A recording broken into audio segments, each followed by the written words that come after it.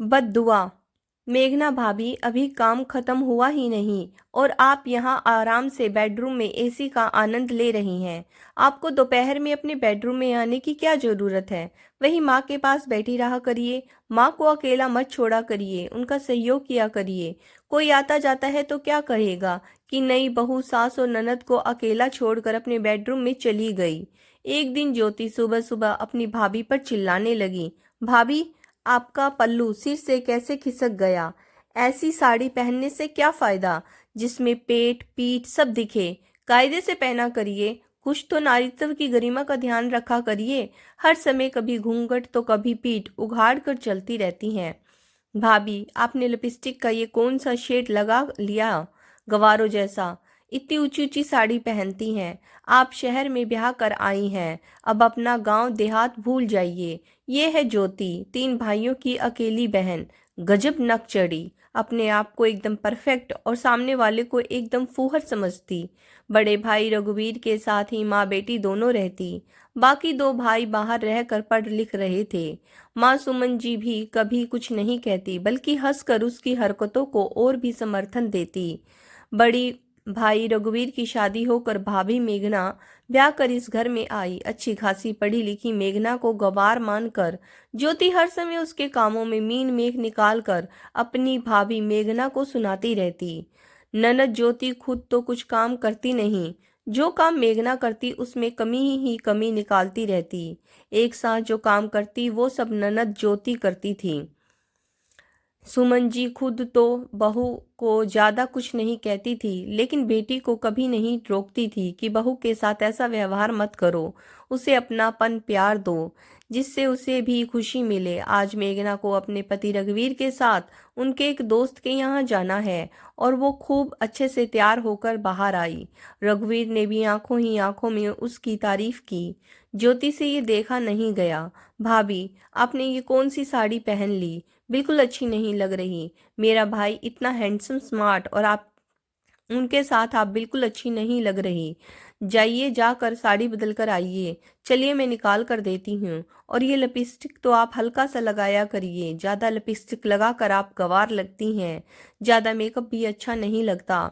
मेघना ने कुछ कहना चाहा तो रघुवीर ने इशारे से चुप रहने को कहा और बोला, साड़ी ज्योति को नहीं पसंद है तो जाकर चेंज कर लो, उसमें कितना समय लगेगा। भाई लोग भी ज्योति की बात नहीं काटते, लेकिन भाभी मेघना को बहुत बुरा लगा कि वो कितने मन से अपनी पसंद की गुलाबी रंग की साड़ी पहनकर आई थी। होठों पर गहरी लिपस्टिक लगाना तो उसे हमेशा से बहुत पसंद था। सब कहते भी थे कि उसके होठों पर लिपस्टिक बहुत अच्छा लगता है। और किसी को भी ना अच्छा लगे तो क्या, उसे भी तो पता है कि उसके ऊपर क्या सूट करता है क्या नहीं। क्या हर चीज ननद जी की ही डिसाइड करेगी? मेघना का मन बहुत खराब हो गया। उसकी चीज हर चीज में ज्योति का दखल जरूरी था। ऐसा लगता जैसे वो जानबूझकर ही उसके पीछे पड़ी रहती, लेकिन अपनी किसी चीज में उसे बिल्कुल भी दखल अंदाजी पसंद नहीं थी। ज्योति अपनी भाभी मेघना को एक मिनट चैन से नहीं बैठने देती। मेघना को साड़ी पहनकर काम करने में तकलीफ होती तो उसने अपनी सासू माँ से सूट पहनने की इजाजत मांगी, तो उनके बोलने से पहले ही ज्योति बोल पड़ी, भाभी, शादीशुदा औरतें साड़ी में ही अच्छी लगती हैं, सूट में नहीं। साड़ी पहनकर काम करने की आदत डालिए। मेघना कब कितने बजे अपने कमरे में सोने जाएगी, सुबह कितने बजे उठेगी, वो कब अपने पति के साथ कौन से दोस्त या रिश्तेदार के घर क्या पहनकर जाएगी, यहाँ तक कि उसे रघुवीर के साथ जरा देर के लिए अकेला नहीं छोड़ती। ये सारे निर्णय ननद ज्योति ही लेती और साथ ही साथ अपनी तारीफ भी खुद ही करती जाती। देख लीजिए भाभी, आपकी ननद आपका कितना ख्याल रखती है। किसी की भी ननद अपनी भाभी का इतना ख्याल नहीं रखती। मेघना बेसब्री से इंतजार कर रही थी कि ज्योति कब अपने ससुराल जाए और वो अपने घर में अपनी इच्छा अनुसार रहे। जल्दी ही ज्योति के लिए भी रिश्ते देखे जाने लगे। एक दिन सासू माँ मेघना को सुनाने लगी, ज्योति तुम्हारा बहुत ध्यान रखती है, ससुराल चली जाएगी तब तुम्हें पता लगेगा।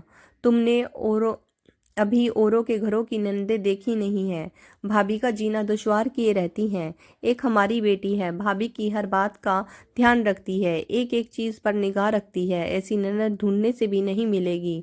बहुत भाग्यशाली हो तुम। काश कि सासू माँ ननद रानी को भी उनके जैसी एक नहीं दो दो नंदे मिले। मैं भी ईश्वर से प्रार्थना करूंगी कि जीजी को भी ससुराल में उन्हीं की प्रतिमूर्ति नंदे मिले, तभी तो उन्हें भी मेरी तरह ननद के सुख मिलेंगे। वरना तो जीजी को पता ही नहीं चलेगा कि अनजाने में ही उन्होंने मेरे ऊपर कितने उपकार किए हैं। उनका एहसान तो मैं कभी चुका ही नहीं पाऊंगी।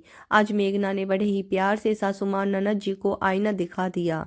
मेघना की बातें सुनकर माँ बेटी एक दूसरे का मुंह देखने लगी। कभी मेघना की प्रार्थना सच में ईश्वर ने सुन ली तो ससुराल में क्या हाल होगा।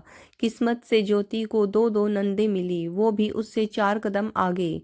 शुरू शुरू में तो ज्योति जब मायके आती तो खूब बड़ा चढ़ा कर सबकी तारीफ करती, लेकिन धीरे धीरे अपने आप ही सब कुछ बताने लगी। एक दिन वो मेघना से बोली, लगता है भाभी आपने बहुत सच्चे मन से ईश्वर से मेरे लिए प्रार्थना की थी, तभी उन्होंने झट से उन आपकी सुन ली और मुझे मुझसे भी 4 हाथ आगे नंदे दे दी, जिन्होंने मुझे एहसास करवा दिया कि कभी किसी का दिल इतना भी मत दुखाओ कि ईश्वर के सामने उसके मन से अनजाने में ही आपके लिए बद्दुआ निकल आई।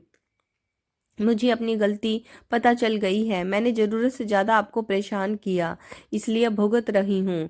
हो सके तो मुझे माफ़ कर दे। अरे नहीं जीजी, वो तो मैंने ऐसे ही मजाक में कह दिया था। आपने सुना होगा, दिन भर में एक बार इंसान की जुबान पर माँ सरस्वती विराजमान होती है। वो जो बोलता है जो सच वो सच हो जाता है, और आपकी जुबान पर उस समय माँ सरस्वती विराजमान थी, इसलिए आपने जो भी मेरे लिए कहा वो सच हो गया और मुझे अपनी गलती का एहसास भी हो गया। मेघना ज्योति की बातें सुनकर सोचने लगी, चलिए ससुराल जाकर आपको पता तो चला, जब ऐसी ननद मिल जाए तो बहू का ससुराल में जीना दुश्वार हो जाता है और जाने अनजाने मन में से ऐसी बददुआ निकल ही जाती है। तो दोस्तों, आपको कहानी कैसी लगी कमेंट्स करके ज़रूर बताइएगा।